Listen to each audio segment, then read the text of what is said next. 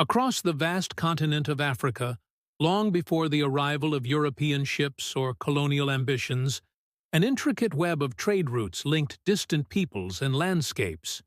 From the golden savannas of West Africa to the coral-lined coasts of the Indian Ocean, merchants, scholars, and travelers moved goods, stories, and ideas that reshaped entire civilizations. This network was neither accidental nor primitive. It was a carefully organized system of exchange that endured for centuries, the quiet engine behind the rise of kingdoms whose names still echo through history. Ghana, Mali, Songhai, Great Zimbabwe, and the Swahili city-states. At its heart were two major arteries of commerce. One crossed the endless dunes of the Sahara Desert, connecting West Africa to North Africa and the Mediterranean world. The other stretched along the eastern seaboard, where monsoon winds carried ships between Africa, Arabia, India, and beyond. Together, these routes did far more than move gold and ivory. They built empires, encouraged literacy and religion, and linked Africa to a global economy that predated modern globalization by more than a millennium. The earliest roots of these trade systems reached deep into antiquity. By around 1000 BCE, small communities in the Sahel, the transitional zone south of the Sahara, were cultivating millet and sorghum, raising livestock, and exchanging goods across local distances. Over time, some discovered that beneath their soil lay rich deposits of gold, while the desert to the north offered abundant salt, essential for preserving food and sustaining life in hot climates. Meanwhile, across the Red Sea and along the eastern coastline, African sailors had begun navigating with the help of the monsoon winds. These seasonal patterns blew from the southwest between April and September and reversed direction later in the year. By timing their voyages to these winds, traders could cross safely from the ports of East Africa to Arabia and India, returning months later with textiles, beads, and spices. The northern and eastern systems evolved separately, yet each responded to the same human impulse, to exchange what was abundant for what was scarce. Over centuries, that impulse would give rise to organized trade routes, fortified towns, and wealthy kings who taxed and protected the flow of caravans and ships. In West Africa, the camel transformed everything. Introduced from North Africa around the 3rd century CE, camels could endure days without water, crossing distances that had once seemed impossible. By the time of the early Ghana kingdom, these animals linked sub-Saharan goldfields to Mediterranean markets through hundreds of desert oases. On the eastern side of the continent, trade flourished through maritime innovation. The dhow, a slender wooden vessel with a triangular lateen sail, could harness the monsoon efficiently. Port cities such as Mogadishu, Mombasa, and Kilwa Kisiwani became cosmopolitan hubs where African, Arab, Persian, and Indian merchants met to exchange not only goods, but also languages, faiths, and architectural ideas. The Western routes: gold, salt, and empire.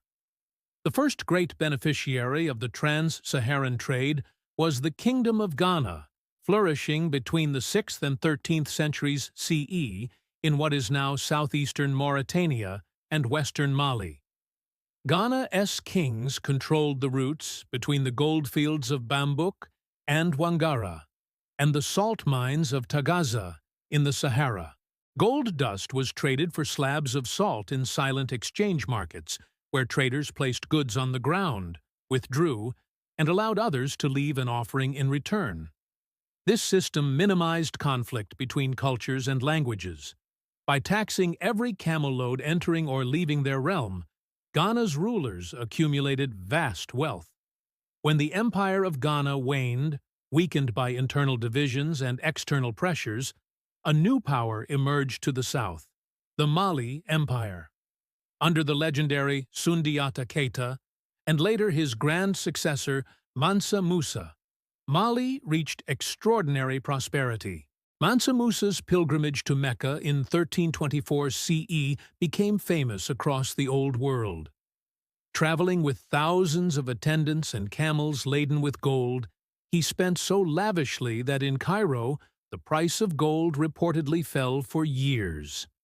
Yet behind this spectacle lay an organized economy grounded in trade. Cities such as Timbuktu and Gao became centers of scholarship, where merchants financed mosques and libraries. Farther east, the Songhai Empire inherited Mali's mantle in the 15th century. From its capital at Gao, rulers such as Askia Muhammad I expanded control over the Niger River corridor. State officials regulated weights and measures, ensured caravan safety, and maintained relations with North African merchants. Through Songhai, gold from West Africa continued to feed the demand of Europe and the Islamic world, sustaining a network that stretched from the forests of Guinea to the ports of the Mediterranean. While caravans trudged through sand in the west, ships glided over turquoise waters in the east. Along more than 2,000 miles of coastline, from Somalia to Mozambique, towns evolved into thriving city-states known collectively as the Swahili Coast. By the 8th century CE, these communities had adopted Islam through contact with Arab merchants. Stone houses, coral mosques, and elegant tombs still mark their prosperity. Each port specialized in regional products: ivory, ambergris, leopard skins, gold, and enslaved persons, traded for imported cotton, porcelain, and glass beads. Kilwa Kisiwani, located on a small island off modern Tanzania, achieved particular renown. By the 14th century, it controlled trade with the goldfields of Sofala near the Zambezi River. The Arab traveler Ibn Battuta, visiting in 1331, described Kilwa as one of the most beautiful cities he had seen. Well-built and rich, its people noble and devout. Inland from Sofala, hundreds of miles away, stood the stone ruins of Great Zimbabwe, center of a powerful state between the 11th and 15th centuries. Its walls, built without mortar, enclosed royal enclosures and storage areas for trade goods. Archaeological finds, Chinese ceramics, Persian glass, and Indian beads reveal the extent of its commercial reach. Gold from nearby mines traveled downriver to the coast, linking the interior to Indian Ocean trade. By the 14th century, the two great systems, Trans-Saharan and Indian Ocean, formed complementary halves of a continent-wide economy. From the Atlantic to the Indian Ocean, Africa was neither isolated nor passive. In the north, Berber merchants from cities like Sijilmassa and Tripoli transported goods from sub-Saharan Africa into the wider Mediterranean world.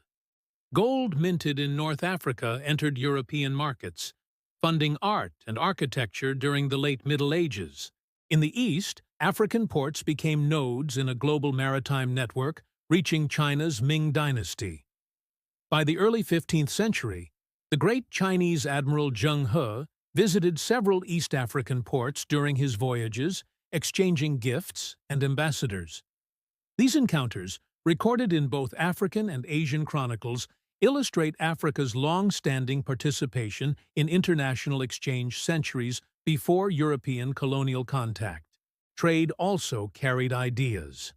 Islam spread steadily along both routes, encouraging literacy through Arabic script and linking African scholars to centers of learning in Cairo and Damascus. Yet traditional beliefs persisted, blending into uniquely African expressions of faith. Cultural syncretism flourished. The Swahili language itself, a blend of Bantu grammar with Arabic vocabulary, embodies the meeting of worlds. Similarly, in West Africa, the architecture of Timbuktu's Jingwereber Mosque, built in 1327, reflects both Sudano-Sahelian and North African influences. At the human level, the trade systems affected ordinary people in subtle ways.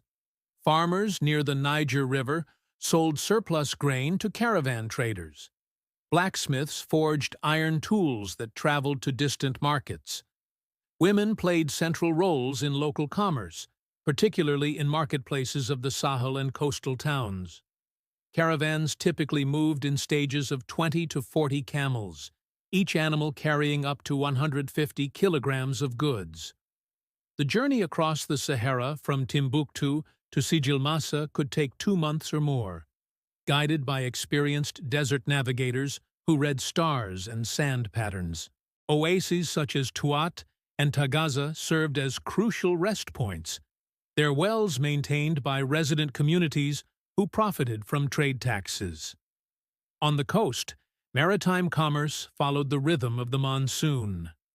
Merchants from Arabia arrived with the southwest winds and remained in Africa for several months until the northeast winds carried them home. During this period, they established families, built warehouses, and contributed to the cosmopolitan culture of the Swahili towns. The wealth generated by these trade systems was not based solely on natural resources. It depended on organization, diplomacy, and trust. Caravans required protection from bandits and fair arbitration in disputes. This led to the development of legal and administrative institutions, early forms of bureaucracy that strengthened centralized rule. Historians note that the empires of Ghana, Mali, and Songhai were essentially economic states. Their rulers maintained authority by controlling access to trade rather than by occupying vast territories. Gold and salt functioned as instruments of political power, as much as of commerce. In East Africa, city-states prospered through maritime alliances rather than military conquest. Their strength lay in networks of mutual benefit, bound by trade etiquette and shared faith.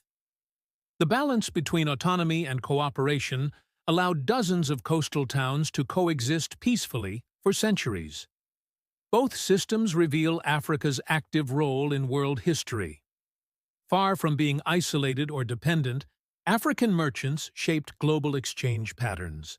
The notion that sub-Saharan Africa lacked complexity before European contact is a modern misconception.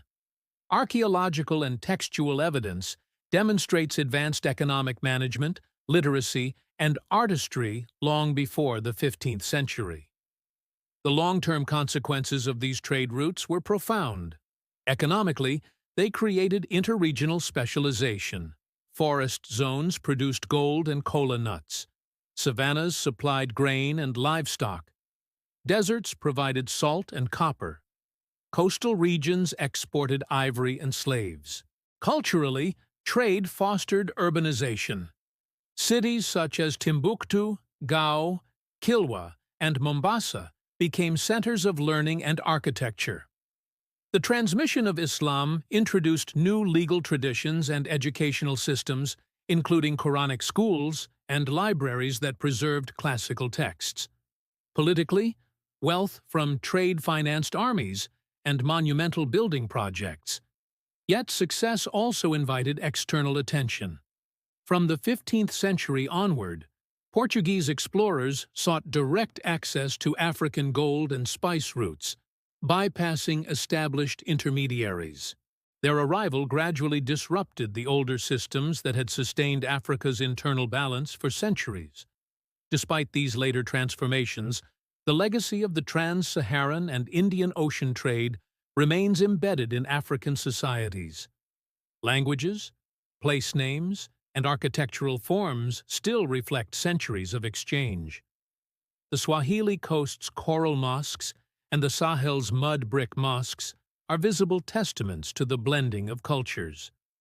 As night falls over the great expanse of Africa's history, the echoes of caravans and the creak of dhow sails fade into memory. Yet their influence endures in every story of gold, scholarship, and architecture that followed.